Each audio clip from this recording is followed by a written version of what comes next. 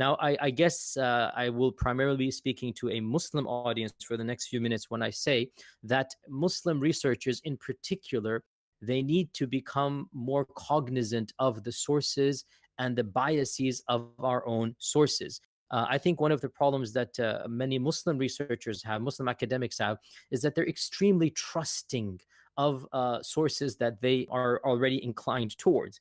And by and large, source criticism, historical source criticism, is really frowned upon from within Muslim circles. And I'll be the first to say it took me many years of my own research, after leaving the Medina environment. It took me many years of understanding the human nature of biases to understand that we cannot just take what 6th century Sunni theologians said about Jahm and accept it as a fact, even if we love the 6th century author, even if we admire him.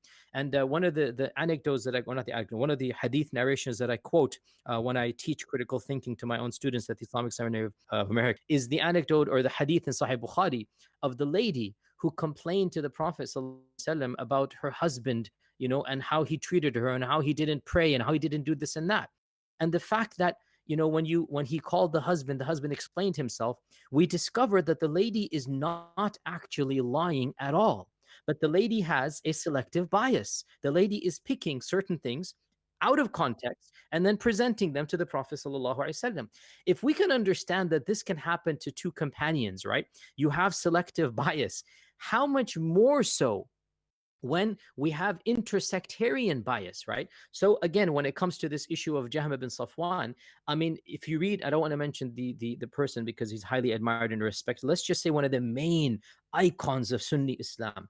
If you read how he describes Jahm, he will say that he was a person of evil, a person of jadal and munadhara.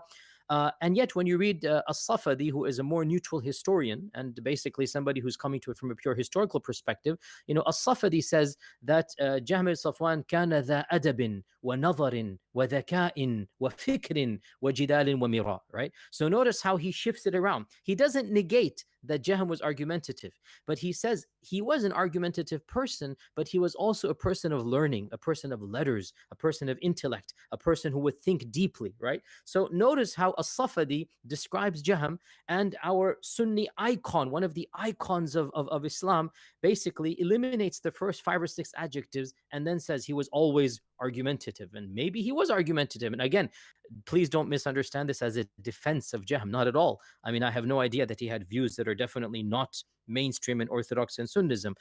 So this isn't a defense, but it is an issue of how much should we trust the sources? Let me give you one more example about Jahm, which really illustrates the point.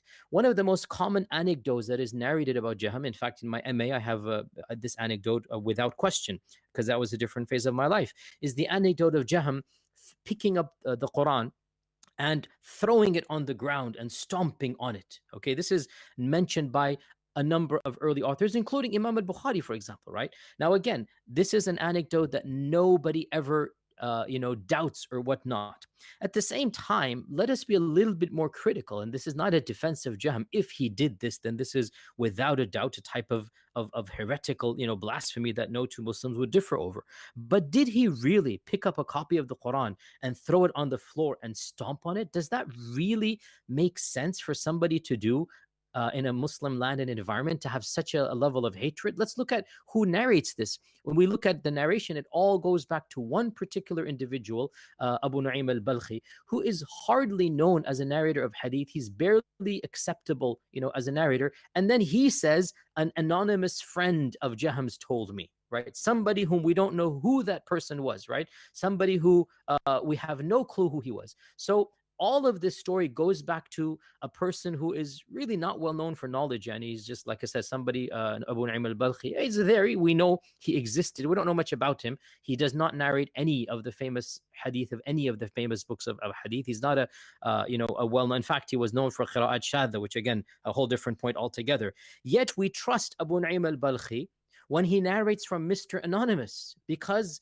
it fits our narrative of Jahm.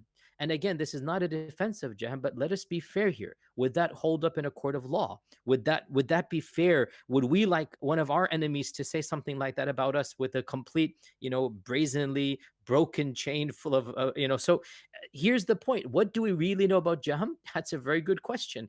And I think that's where further research will continue, needs to be done. But I agree with you that we should approach some of these tropes with a healthy degree of skepticism, not because we're impugning the character of these great imams and authors, but because when you already have a bias against somebody, it is only natural that a small issue will be exaggerated, and that maybe even a mistake will become something very evil, or maybe even an outright lie is not going to be verified and then passed on by trustworthy sources. So when we call for source critical thinking, and when we call for being a little bit more careful about what our own sources say, this is not at all to impugn the integrity and the character of the great imams and the scholars of Ahl Sunnah. Rather, it is simply being human. If the Sahabi wife and the Sahabi husband, it can be discovered that neither is lying, but it's simply selective, then surely, min bi awla, a fortiori, we should be a little bit more careful when people of different sects and schisms are described in our own books, and Allah knows best. Wow, so Yasir Qadhi is trying to introduce source criticism. He's trying to help Muslims think more critically about their own sources, about the biases that even some of their heroes might have. I'm not sure, but I think he was alluding to Ibn Taymiyyah when he was talking about a scholar and figure that's highly respected by Sunni Muslims. You can just see, guys, Yasir Qadhi is really trying to change the game. He's really trying to reform Islam.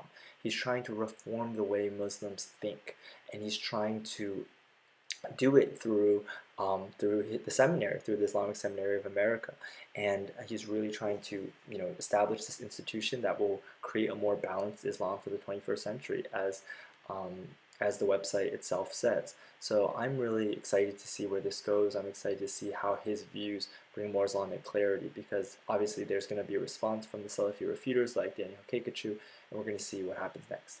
Thanks, guys. I'll talk to you soon.